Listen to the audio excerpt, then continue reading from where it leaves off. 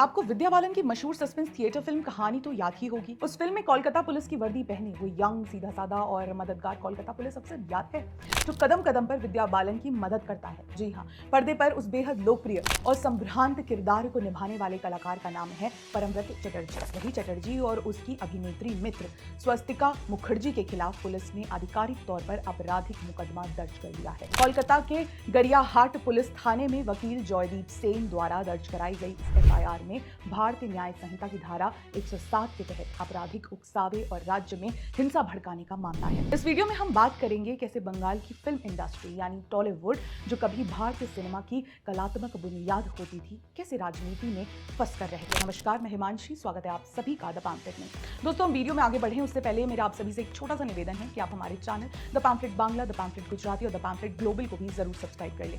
अब वापस बढ़ते हैं खबर की। तो परमव्रत चटर्जी और अभिनेत्री स्वस्तिका मुखर्जी के विरुद्ध ये केवल एक पुलिस केस नहीं है, बल्कि ये बंगाल के उस तथाकथित लिबरल और प्रोग्रेसिव बुद्धिजीवी वर्ग के पाखंड पर एक ऐसा जोरदार तमाचा है जो पर्दे पर तो कला, न्याय और शुचिता का ज्ञान बांटता है, लेकिन असल जिंदगी में उसका खौफनाक और घिनौना दोहरा मापदंड अब देश के सामने पूरी तरह बेनकाब हो चुका है। दरअसल सिनेमा को हमेशा से समाज का आईना और अभिव्यक्ति का सबसे स्वतंत्र माध्यम कहा जाता है, लेकिन आज के दौर में ये कलात्मक मुखौटा पूरी तरह से उतर चुका है। पश्चिम बंगाल से लेकर तमिलनाडु तक सिनेमा अब रचनात्मकता का केंद्र नहीं, बल्कि सीधे तौर पर एक संगठित सरकारी विभाग की तरह काम कर रहा था। मनोरंजन की आड़ में रचे गए इसी वैचारिक खेल के कारण पिछले कुछ वर्षों में बंगाल की हर फिल्म एक सोची समझी पॉलिटिकल स्टेटमेंट बन चुकी थी, जिसका एकमात्र उद्देश्य दर्शकों को ये एहसास कराया जाना कि बिना उनके अवचेतन में एक खास तरह की राजनीतिक सोच को सामान्य बना देता था। तो देखते हैं इन पर एफआईआर हुई क्यों।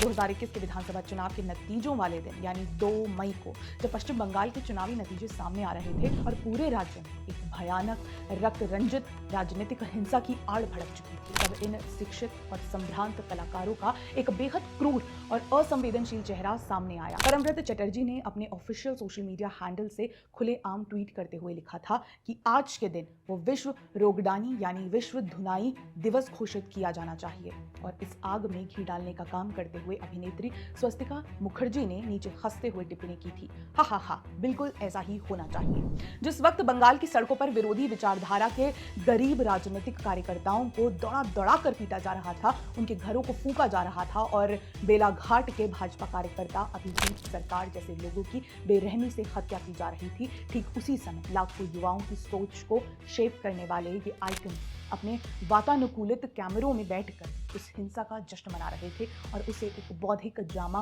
पहनाकर समाज में परोस रहे थे। और आज सत्ता पलटने के बाद, पुलिस कंप्लेंट होने के बाद परमव्रत चटर्जी भाजपा विधायक और अभिनेता रुद्रनील घोष की मौजूदगी वाली एक बैठक में पहुंचे और उन्होंने पूरी तरह से सरेंडर मोड में आते हुए कैमरे के सामने बकायदा रोना रोया। उन्होंने रोते हुए एक तरह से अपनी लाचारी का कार्ड खेला और कहा, मैंने अतीत में जो कुछ भी किया अपनी अंतरात्मा को मार कर किया। मैंने अपने नवजात बच्चे का चेहरा देखा, अपने दांत भींचे, और वो सब किया क्योंकि मेरे पास अपने परिवार को बचाने के अलावा कोई रास्ता नहीं था। सुनने में एक मजबूर पिता की ये दास्तान किसी को भी भावुक कर सकती है, लेकिन जैसे ही तथ्यों की अदालत में इनके इस रोने का एक्सरे किया गया तो टॉलीवुड के इतिहास का सबसे बड़ा टाइमलाइन फ्रॉड सामने आता है। क्रोनोलॉजी समझिए। परमव्रत चटर्जी का वो विवादित और नफरत से भरा ट्वीट जिसमें वो बंगाल की चुनावी हिंसा पर हंस रहे थे, वो आया था 2 मई 2021 को, लेकिन परमव्रत और उनकी पत्नी प्रिया चक्रवर्ती की शादी कब हुई? नवंबर 2023 में।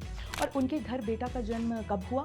1 जून 2025, यानी मई 2021 में जिस नवजात बच्चे का इस दुनिया में अस्तित्व तो दूर दूर दूर तक कोई नामो निशान नहीं था, उस अजन्मे बच्चे के नाम पर आज आकर रोया जा रहा है। साल 2021 की अपनी नफरत, हिंसा के नग्न समर्थन और सत्ता की चमचागिरी को छुपाने के लिए ये कथित बुद्धिजीवी आज 2025 में पैदा हुए अपने मासूम बच्चे की ढाल बना रहे हैं। क्रेडिबिलिटी और नैतिकता का इससे घटिया पतन आपने भारतीय सिनेमा के इतिहास में शायद ही कभी देखा होगा। ऐसे में ये समझना जरूरी है कि जिस डर का ठिकरा चटर्जी ने अरूप और स्वरूप विश्वास के सिर फोड़ा है, वो आखिर है कौन? ये केवल एक मंत्री का नाम नहीं है, बल्कि ये पश्चिम बंगाल फिल्म इंडस्ट्री के उस कड़वे सच का पर्दाफाश है जिसे टॉलीगंज का हर शख्स जानता था। अरूप विश्वास बंगाल सिनेमा सिनेमा के सीधे गेटकीपर बन चुके थे, जिनके नियंत्रण वाले फेडरेशन का ये आलम था कि कौन सा टेक्नीशियन किस फिल्म में काम करेगा, कौन सा डायरेक्टर किस बैनर के तले फिल्म बनाएगा और किस थिएटर में कौन सी फिल्म लगेगी। सब कुछ एक ही राजनीतिक इशारे पर तय होता था। परमव्रत ने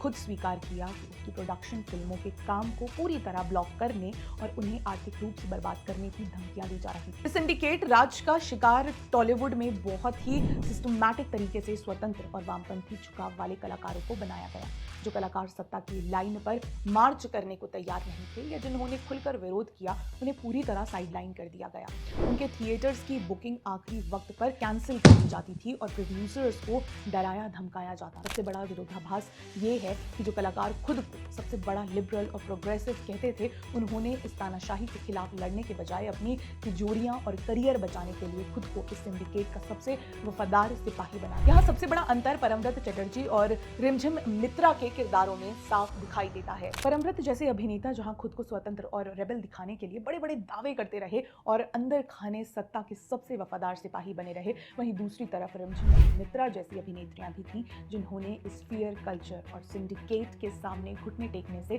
साफ इनकार कर दिया और साइडलाइन होने का जोखिम उठाया। ये दिखाता है कि घुटने टेकना कोई मजबूरी नहीं बल्कि अपनी तिजोरियां और रसूख सुरक्षित रखने का एक सचेत आत्मसमर्पण था। इस पूरे खेल में परमव्रत चटर्जी की साख का असली संकट तब सामने आया जब उन्होंने अपनी सफाई देने के लिए सीधे तौर पर अभिनेता और भाजपा नेता रुद्रनील घोष के मंच को चुना। ये वही रुद्रनील घोष हैं जिन्हें ममता सरकार के इसी सिंडिकेट के टॉलीवुड में इस कदर साइडलाइन और प्रताड़ित कर दिया गया था कि उन्हें काम मिलना तक बंद हो गया था। आज उसी पीड़ित अभिनेता के बगल में बैठकर परमव्रत अपनी लाचारी का रोना रो रहे हैं। परमव्रत जिसे आज अपनी मजबूरी बता रहे हैं, उसकी पोल उनका खुद का अतीत खोल देता है। साल 2021 के चुनावों से ठीक पहले परमव्रत ने ममता सरकार के समर्थन में बकायदा प्रो गवर्नमेंट म्यूजिक वीडियो बनाकर दीदी का गुणगान किया था और उनके नैरेटिव को लीड किया था। तब ना तो उन पर कोई दबाव था और ना ही कोई मजबूरी।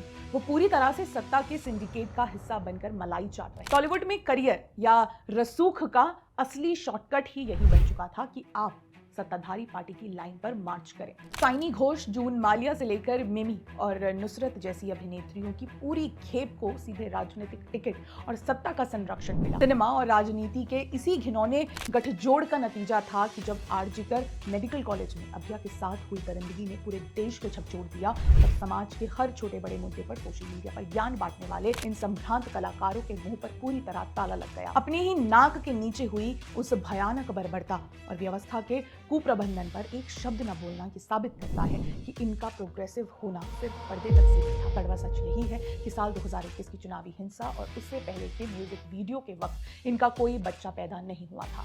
ये सिर्फ और सिर्फ सत्ता की मलाई चाटने और सिंडिकेट राज में अपनी तिजोरियां सुरक्षित रखने का एक रीढ़हीन आत्मसमर्पण था। परमव्रत चटर्जी और स्वस्तिका मुखर्जी पर दर्ज हुई ये एफआईआर केवल 2 कलाकारों के खिलाफ कानूनी कार्रवाई नहीं है, बल्कि ये उस पूरे इकोसिस्टम का सच सामने आने की बात है जो कला और वैचारिक स्वतंत्रता की आड़ में सत्ता की दलाली करता आया है। जब तक सत्ता की लाठी आपके विरोधियों पर बरस रही थी, तब तक आपके लिए वो विश्व रोगडानी दिवस का जश्न था। लेकिन जैसे ही कानून का डंडा खुद पर चला, तो आपने अपने मासूम बच्चे और लाचारी को ढाल बना लिया। जनता अब इन चेहरों और इनके स्क्रिप्टेड आंसुओं के पीछे छिपे पाखंड को पूरी तरह पहचान चुकी है। टॉलीवुड से लेकर देश के हर कोने तक संदेश साफ है। कैमरे के सामने अभिनय करना आपका पेशा हो सकता है, लेकिन जनता की लाशों और उनके घावों पर बैठकर बौद्धिक पाखंड का ये रियल लाइफ ड्रामा अब रियल लाइफ में बर्दाश्त नहीं किया जाएगा।